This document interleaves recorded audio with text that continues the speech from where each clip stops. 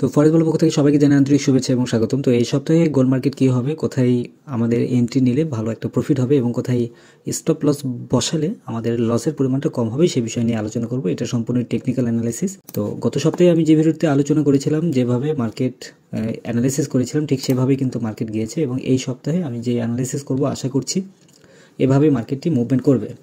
তো দেখুন, আমি গত সপ্তাহে কিন্তু বলেছিলাম যে এখানে একটা বাউন্ডিং আছে এবং এখানে একটা নির্দিষ্ট একটা জোন তৈরি হয়েছিল এবং এই জোনটা মার্কেট ব্রেক করে মার্কেট আপে চলে যাবে বা মার্কেট নিচের দিকে চলে যাবে, যে কোনো একদিকে মার্কেট যাবে এবং ঠিক সেইভাবেই কিন্তু সেমভাবে কিন্তু মার্কেট আপে গিয়েছে। সেটা আপনারা এই সপ্তাহে যে সপ্তাহটা চলে গেল সেই সপ্তাহে কিন্তু আপনারা দেখতে পেয়েছেন। তো এখানে উপরে যেই অপশনটা যেটা ছিল, এখান থেকে মার্কেট আপে গিয়েছে, কিন্তু আপে যাওয়ার পরেও এখানে কিন্তু একটা রেজিস্ট্যান্স ছিল। সেই রেজিস্ট্যান্সটা দেখুন, এখানে সামান্য একটু খোঁচা দিয়ে মার্কেট আপে গিয়েছে। এখানে দেখুন, এই যে এখান থেকে রেজিস্ট্যান্সটা আপে গিয়েছে এবং বেশিক্ষণ কিন্তু এখানে স্টে করতে পারেনি। ওইখান থেকে মার্কেট একদম ডাউনের দিকে চলে আসছে এবং অনেক নিচে চলে আসছে মার্কেট।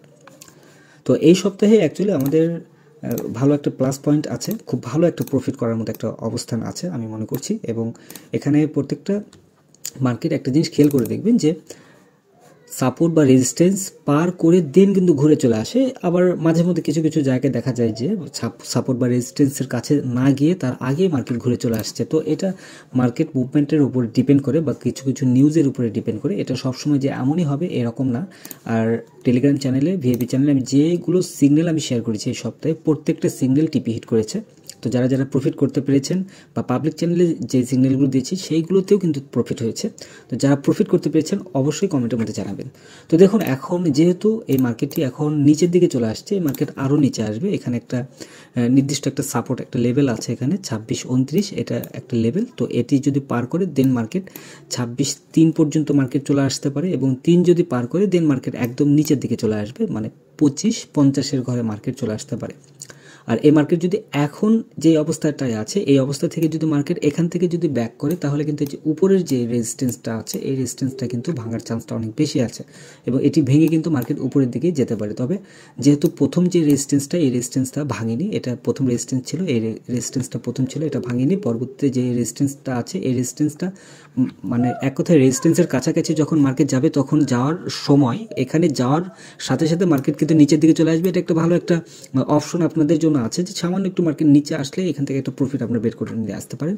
আর এটা যদি ভাঙে তাহলে আরও অনেক উপরের দিকে চলে যেতে পারে। আর এখান থেকে দেখুন একদম নিচের দিকে যখন চলে আসবে, এই পর্যায়ে কিন্তু আমাদের একটা বাই এন্ট্রির কিন্তু একটা পসিবিলিটি আছে। এখান থেকে মার্কেট কিন্তু বাইরে যাবে, বাইরে যাওয়ার চান্সটা অনেক অনেক বেশি আছে এবং এখান থেকে কিন্তু মার্কেট আরেকটু নিচেও কিন্তু আসতে পারে। আমরা সর্বশেষ আমরা যেই স্টপ লস আমরা যেটা ব্যবহার করবো উইকলি অনুযায়ী, যে 26-3 আমরা স্টপ লস আমরা ব্যবহার করব। তো 26-3 স্টপ লস ব্যবহার করলে আমাদের একটা প্রফিটের পরিমাণটা আমাদের অনেক বেশি আসবে আমি মনে করছি। এবং 26-3 যদি এটা পার করে মার্কেট নিচের দিকে চলে আসবে, মানে এটা যদি পার করে আমরা সেল এন্ট্রিগুলো আমরা নিব। তো এখন দেখুন, আমাদের মেইন যে স্টপ লস, সেই স্টপ লসটা আমরা কোথায় ব্যবহার করব সেটি আমি এখন বলি।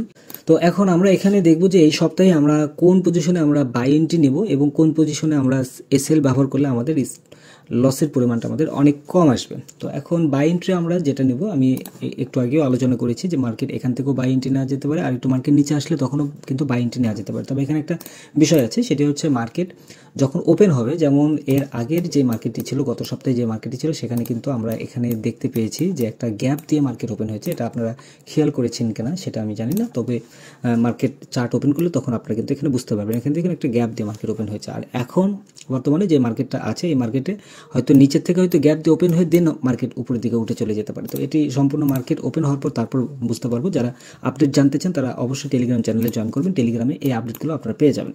তো এখন বাই এন্ট্রির ক্ষেত্রে আমরা যেটা করবো, সেলটা স্টপ লসটা আমরা ব্যবহার করব। ফার্স্ট স্টপ লসটা ব্যবহার করব আমরা স্ক্যাল্পিংয়ের জন্য, এটা কিন্তু একদম স্ক্যাল্পিংয়ের জন্য 26-27 এবং স্টপ লস ব্যবহার হবে ফুল 2600-তে।